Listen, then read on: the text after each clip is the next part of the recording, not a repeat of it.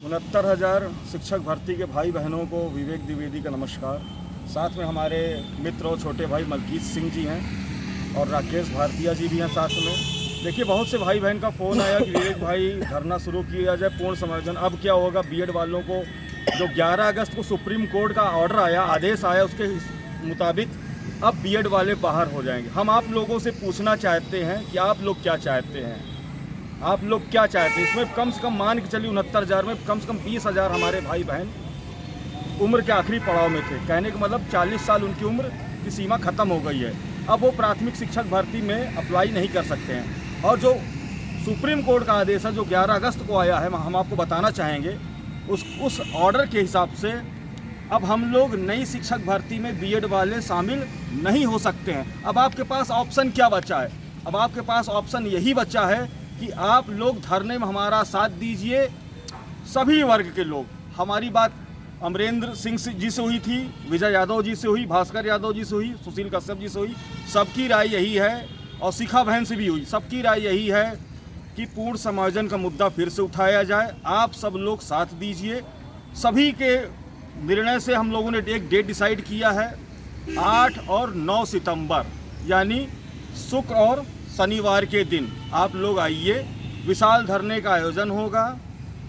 एक दिन पहले आपको या 2 दिन पहले आपको स्थान बता दिया जाएगा, आपको कहाँ पहुँचना है, आप पहुँचिए। देखिए, संख्या बल अधिक रहेगी तभी सरकार पर दबाव बनेगा। और पूर्ण समायोजन क्यों नहीं होना चाहिए बताइए?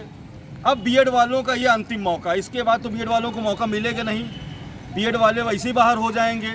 और सबसे बड़ी बात, प्री हम लोग पास हुए हैं, प्री यानी टेट, यूपी टेट पास हुए हैं। उसके बाद फिर मेंस यानी सहायक शिक्षक भर्ती परीक्षा ATRE हम लोग पास हुए हैं। तो हम लोगों को मौका मिलना ही चाहिए। पहले हम लोगों को मौका मिलना चाहिए, क्योंकि सरकार के पास योग्य अभ्यर्थी है। कहने का मतलब हमारा परिवार अगर भूखा है तो पहले खाना हम परिवार वालों को खिलाएंगे, ना कि मोहल्ले वालों को। तो नियम न्याय कहता है कि पूर्ण समायोजन होना चाहिए। तो इसलिए आप लोगों से निवेदन है कि आप लोग 8 और 9 मई को पहुंचिए। इसमें सभी नेतृत्व करता रहेंगे।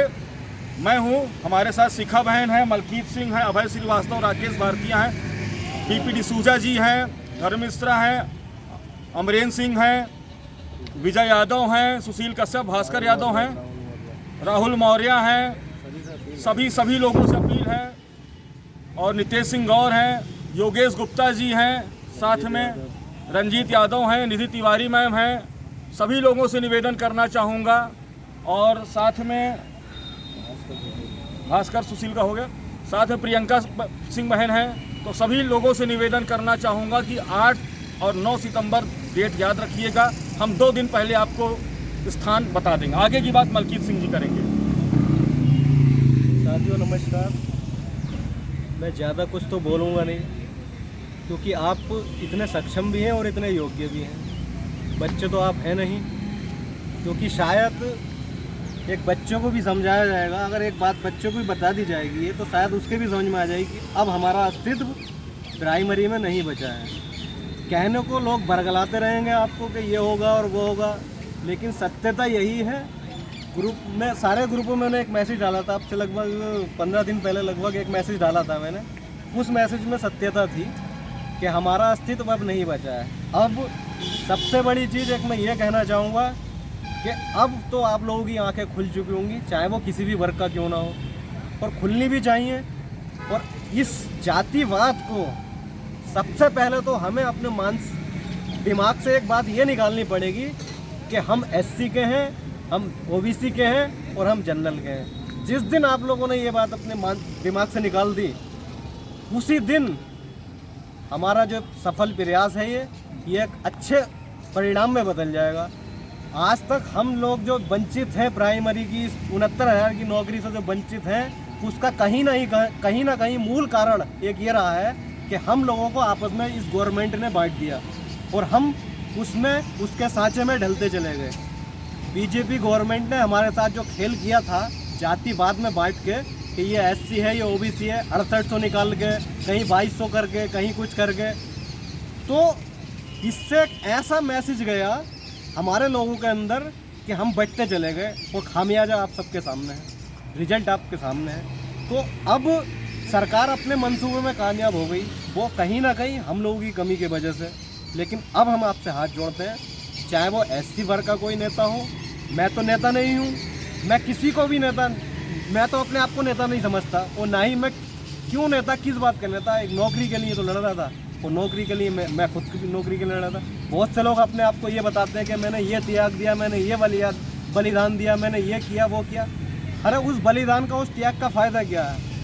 जब नौकरी ना दिला पाए, नौकरी ना मिल पाई तो क्या फ़ायदा उस चीज़ का? हमारा जो अस्तित्व है वो नौकरी से है, ना कि नेतागर्दी से है। बहुत से इस युवा पीढ़ी में कितने लोग आए, वो कितने लोग चले गए, लेकिन नेता कोई नहीं बन पाया। नेता तो वही बनता है जो या तो ज़्यादा क्लोज हो किसी पार्टी के, या फिर उसी परिवार का क्यों ना हो। तो कहने का मतलब जो है, ये मानसिकता जो है हमारे अंदर से ये निकालनी होगी।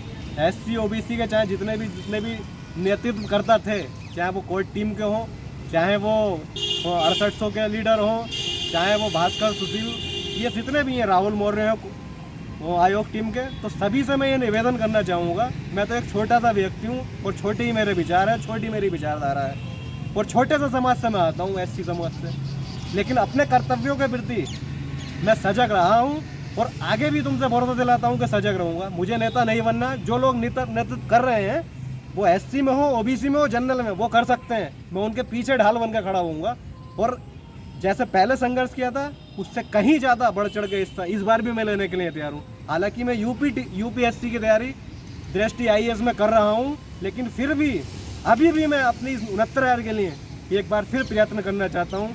एक बार फिर कोशिश और पुरजोर तरीके से एक बार जो है इस सरकार की आँख में आँख डाल के बात करना चाहता हूँ कि आखिर हमारा कसूर क्या था इसमें।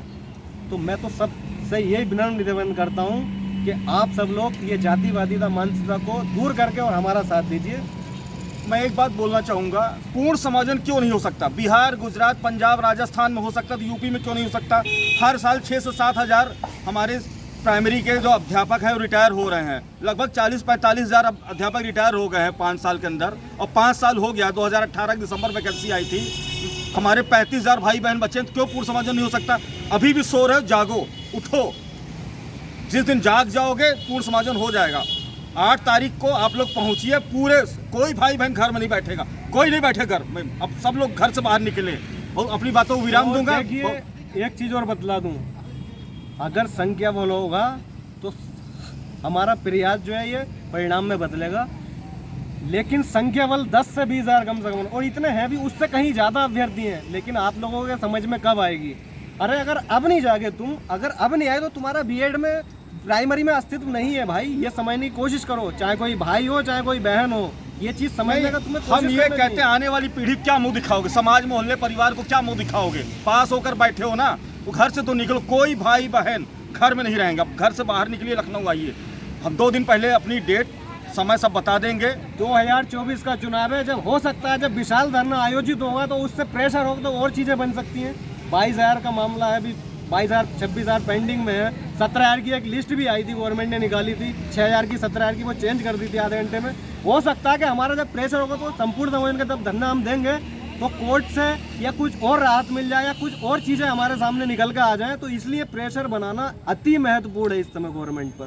तो आप लोग आ जाइए प्लीज़। हर वर्ग से कहना है ये, हर वर्ग के नेतृत्व करता था, हर वर्ग के लीडर से मेरा ये कहना है कि आप लोग आइए और सहयोग दीजिए हमारा धरने में। सहयोग पैसे का नहीं, हमें सिर्फ संख्या बल का चाहिए। संख्या बल चाहिए, और सभी नेतृत्व करता है। आपको 2 दिन पहले समय बता दिया जाएगा, डेट आपको बता दी गई है 8-9 सितंबर को। अपनी बातों को विराम दूंगा। कोर्ट जिंदगी भर कोर्ट खेलते रहोगे, न्याय नहीं मिलेगा। इस बीजेपी से उम्मीद मत पालना। मैं आपको बता देता हूँ, डेट पे डेट ये चलती रहेगी। और जो लुटेरे हैं वो अपना इतना बना लिए हैं, एक एक व्यक्ति को जानता हूँ, ऐसा नहीं है कि संघर्ष किया तो जानता नहीं हूँ। मैं इतना बोलना चाहूँगा, मैं इतना बोलना चाहता हूँ कि तुम भी कोर्ट में ज्यादा मत भूल जाओ, तुम भी संख्या बल दो, और तुम भी जो है हमारे साथ आओ। कोर्ट में चलता रहेगा, लड़ने वाले लड़ते रहेंगे, नहीं, लेकिन इसमें संपूर्ण समाजन के धरने में साथ दो। मैं इतना बोलना चाहूँगा, हमने 22,000 का धरना दिया, जब 22,000 सीट मिली, 6800 का धरना चला, 6800 मिला, 27-21 का धरना चला, 27-21 मिला, कुछ नहीं मिला। सबसे अच्छा है पूर्ण समाजन। पूर्ण समाजन में सबको नौकरी मिलेगी, सभी भाई बहन खुश रहेंगे। हम सभी अभ्यर्थियों की तरफ से हाथ गवर्नमेंट जोड़कर बेवकूफ निवेदन नहीं है, करेंगे। बेवकूफ हम लोग हैं। बेवकूफ हम लोग, गवर्नमेंट बेवकूफ गवर्नमेंट नहीं है। बेवकूफ नहीं, उसने तो गवर्नमेंट हम लोग को बेवकूफ डिवाइड बनाया कर रही है। समझ रहे हो, अभी भी आ जाओ निकल के। अभी भी ठीक आ है? जाओ, चुनाव से 4 हम महीना अपने- पहले भी अगर हम रिजल्ट आ अपने जाता तो संघर्ष अच्छी की बात हम दास्तान नहीं सुना रहे तुम्हें, हम करके दिखाते हैं और हमने दिखाया भी इस सरकार को। वो 6800 क्या समझते हो, 6800 मिल गई है, ये मिल गया है, वो मिल गया। कुछ लोग मजाक बनाते थे कि 22,000 का धरने में ये है वो है, जनरल के साथ है। अरे क्या मिला किसको बताओ? किसी को 6800 कुछ नहीं मिला, 22,000 मिला, 22,000 भी तो नहीं मिला नहीं किसी मिला, को। किसी को कुछ नहीं मिला। संपूर्ण संयोजन एक विकल्प, एकमात्र विकल्प है। और हम कह सकते हैं कि जब हम बीएड में आगे सम्मिलित नहीं होंगे तो आज तुम कर सकते हो हमें, उसके बाद तुम बीएड को शामिल करना है मत करना, लेकिन हम सुपर टेट पास वालों का तो कुछ सोचो। कम से कम जितने बीएड पास 69,000 में उनको मौका दीजिए, उसके बाद आप नहीं दे रहे मौका मत दीजिए। लेकिन हमारे भाई बहन जो 69,000 में पास हैं, ओवरेज जो ओवरेज है, उन सबको मौका मिलना चाहिए। अपनी बातों को विराम दूंगा, धन्यवाद। बस समझ- नेक्स्ट वीडियो में फिर मिलूंगा।